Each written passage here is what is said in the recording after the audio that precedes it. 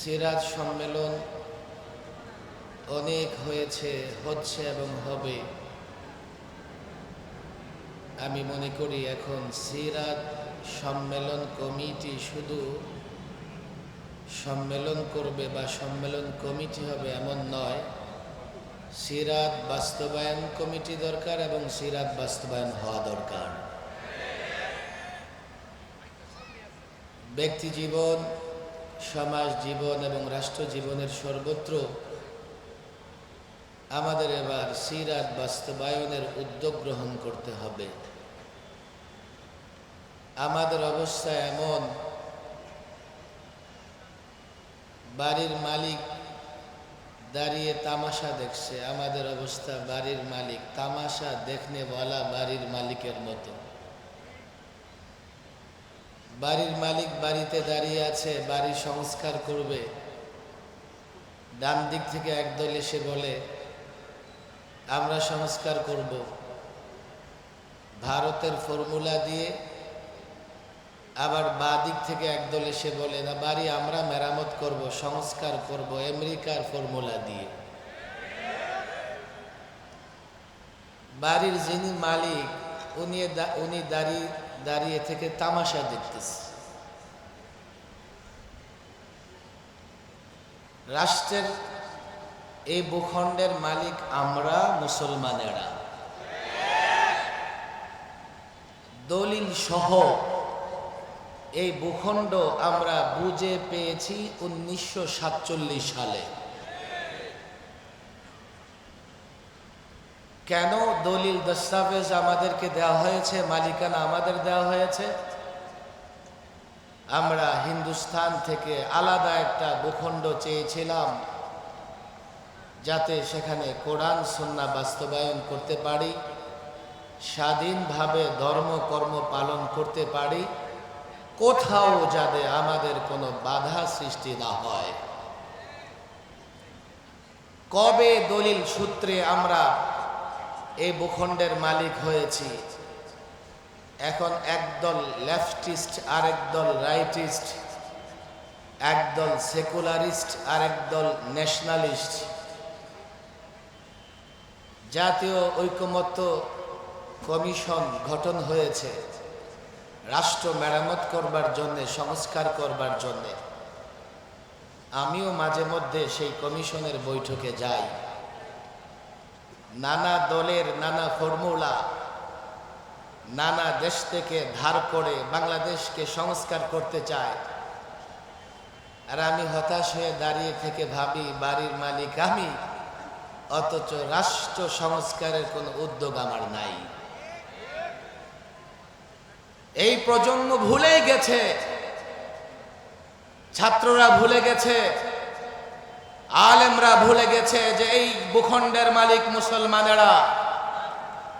আমরা যে ভূখণ্ড পেয়েছি ভাষার কারণে নয়।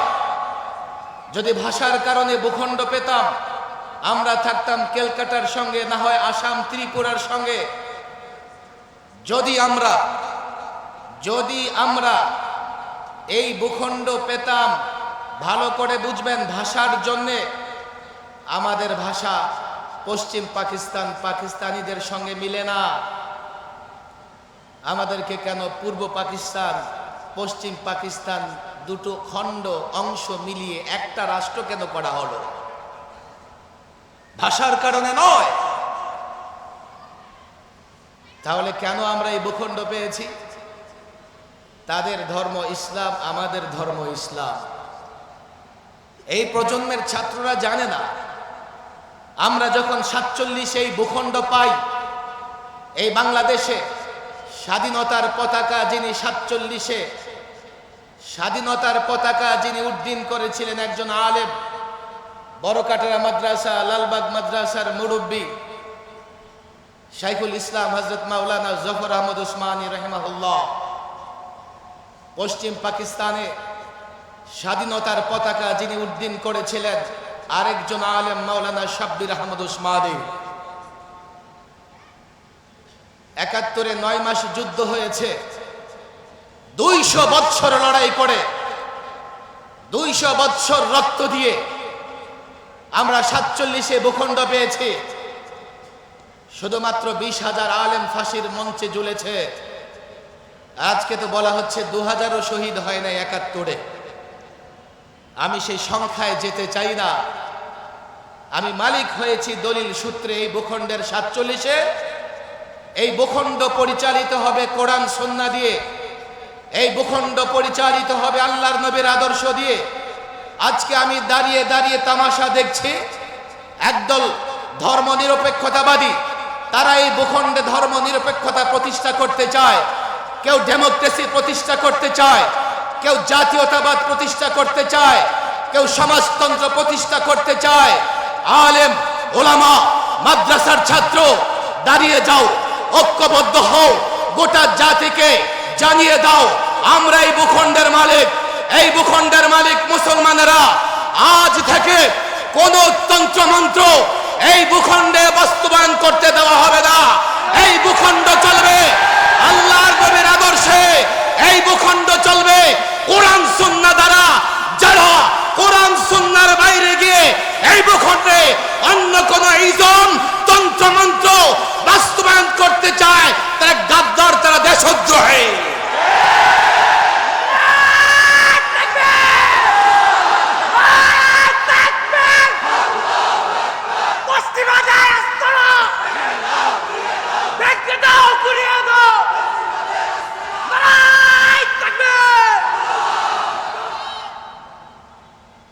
ডাক্তার আসছে রোগীর চিকিৎসা করবে। আমি প্রায় বলি, ঘরের কর্তা ব্যক্তি অসুস্থ, বড় ছেলে ডাক্তার নিয়ে আসছে হোমিওপ্যাথি, মেজো ছেলে ডাক্তার নিয়ে আসছে অ্যালোপ্যাথি, আবার ছোট্ট ছেলে ইউনানি চিকিৎসার ডাক্তার নিয়ে আসছে। এবার ডাক্তারদের মধ্যে ঝগড়া। হোমিওপ্যাথিক ডাক্তার বলে যে না, অ্যালোপ্যাথিক চিকিৎসা আজকাল সাইড এফেক্ট বেশি, হোমিওপ্যাথি খান সুস্থ হয়ে যাবে, কোনো সাইড এফেক্ট নাই। অ্যালোপ্যাথিকওয়ালা বলে হোমিওপ্যাথি অনেক পুরনো চিকিৎসা, আধুনিক যুগে চিকিৎসা চলে না। ইউনানি চিকিৎসক বলে এটা আসল জড়িবুটির চিকিৎসা, তোমরা দূরে থাকো, আমি আসল আদি ট্রিটমেন্ট চিকিৎসা পদ্ধতিতে চিকিৎসা করব।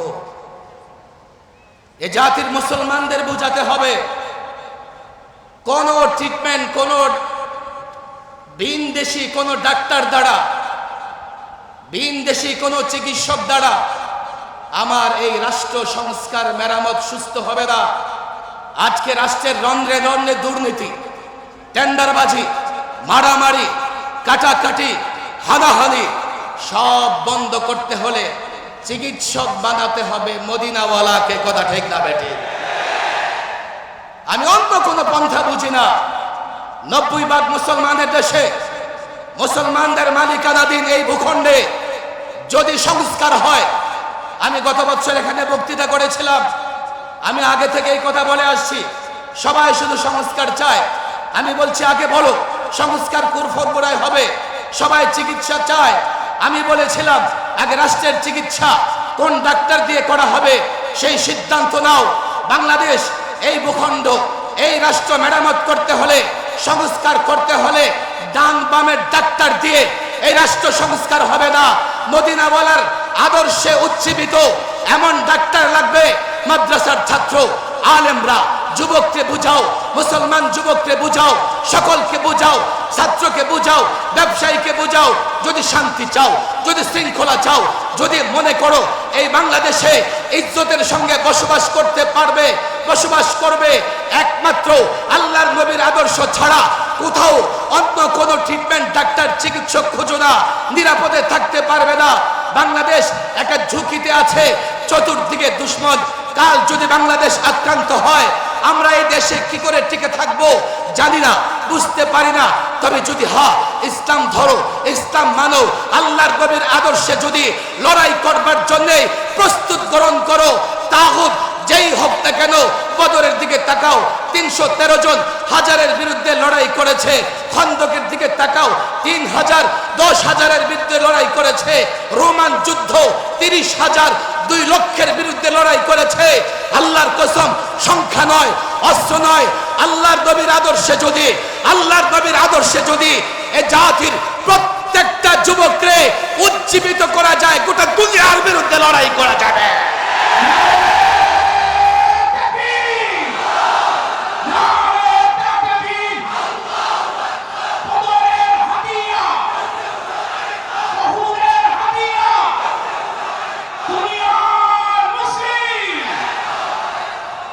আমাদের একটা চ্যালেঞ্জ গ্রহণ করতে হবে, সেটা হচ্ছে জাতির যুবকেরা জানে না যে আল্লাহর নবীর আদর্শে তাদের মর্যাদা, তাদের সম্মান আছে। জাতির যুবকেরা জানে না।